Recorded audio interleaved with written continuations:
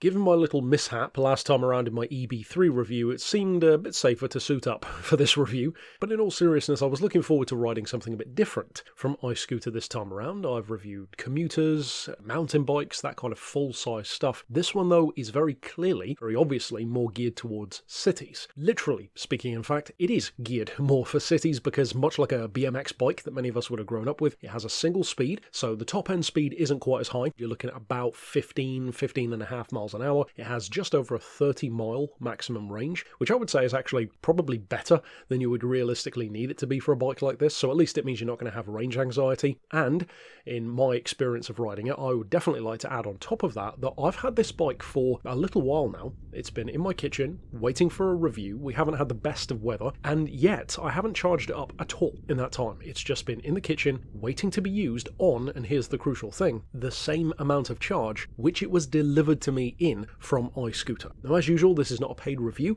I just like working with iScooter, and clearly them with me as well, because I'm honest about their stuff. I do have gripes occasionally, and I point them out in the videos, and of course you can check out my other reviews in previous videos as well. When it comes to this bike, I had some theories in terms of what it might be like and who might be best suited for it, and it turns out it's exactly right. You can tell from its visual style, as funky as it is, with the additional gimmicky LED lights and that kind of stuff, and I don't say that as a bad thing. I don't understand really why people dislike gimmicks when they're used in a non-harmful kind of way to the performance of a machine. Why not? Like gull-wing doors on a supercar, for example. Do you need it? Not really, but it is a lot of fun and it looks pretty cool. Likewise on this one. You've got front and rear lights as well, in addition to brake lights. As you'll see here in the video, those flash when you do engage either the front or the rear brake. In terms of putting the bike together, you will also see that in the video. That brings me to, as usual, to be honest, the only real gripe that I ever have about these bikes, which is that some of the Allen key metal is a bit soft, so they do tend to round off a bit easily. To be fair though, that's not really a dig against the bike itself, that's just a little toolkit issue. And in the meantime, I don't consider it too big of a problem because at the end of the day, most of us can buy a decent Allen key set, and then you're sorted for life. Like I said, it's not the quickest of things, and the gearing itself means that if you do go under,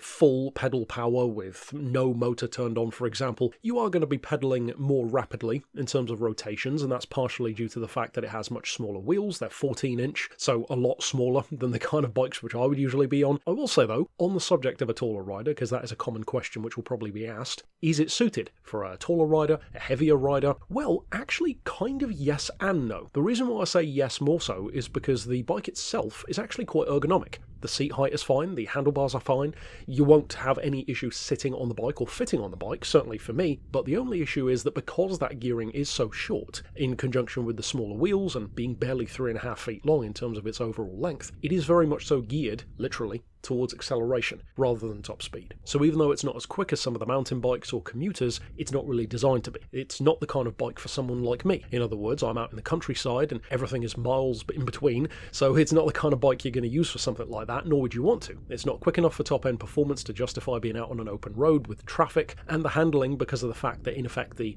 caster angle, if you will, of the steering is almost right above the wheel, so the input of your steering is very direct. You could even call it twitchy at higher speeds potentially, which again is why I'm happy that it's not even quicker. I'm sure you could jailbreak them, people often seem to, but it's not the kind of bike I would personally want to be doing 30 miles an hour on. The turning circle is fantastic, it's not overly heavy, I already said it's certainly not overly large, and I initially found it interesting that it wasn't a folding bike, but after using it, after manoeuvring it, both powered and just walking next to it, you actually don't need it to fold up. It's so compact. If you live, for example, in a block of flats, you could easily get this thing up and down a flight of stairs. I'm not saying it's going to be super lightweight like carrying a tea bag, but the fact that it can turn corners so well, that it's not overly big, that the wheels are fairly small, it means that you can get the job done, going upstairs, downstairs, even for example in an elevator. You could fit this bike quite easily in one of those. It almost has a delivery bike kind of vibe, but with the funkier looks. Even in terms of pricing, well, usually they're up around £500. Of course, there is, as usual, a discount code associated with this review, which doesn't give me any kickback. I never arrange for that with iScooter. I just like all the benefits to go to the viewers, so you can get even more money off with that one. And it's currently their 11th anniversary, so they're actually further discounting them even more. You can even get accessory kits for this one. There's an LED helmet, a carry case basket, a locking chain, all that kind of good stuff. I didn't bother with any of those. I actually took off the mudguard guards as well. I personally prefer the look without it, but it did come with those as well.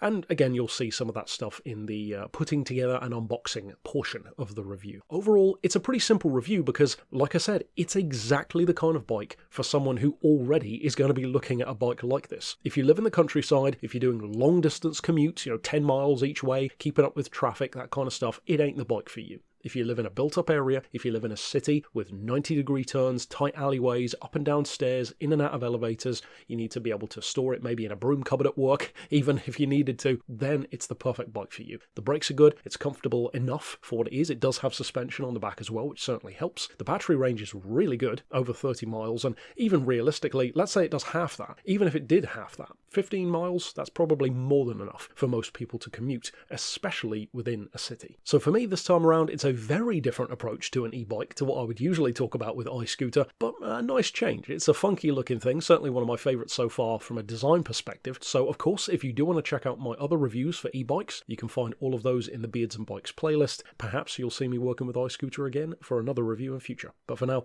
thanks for watching.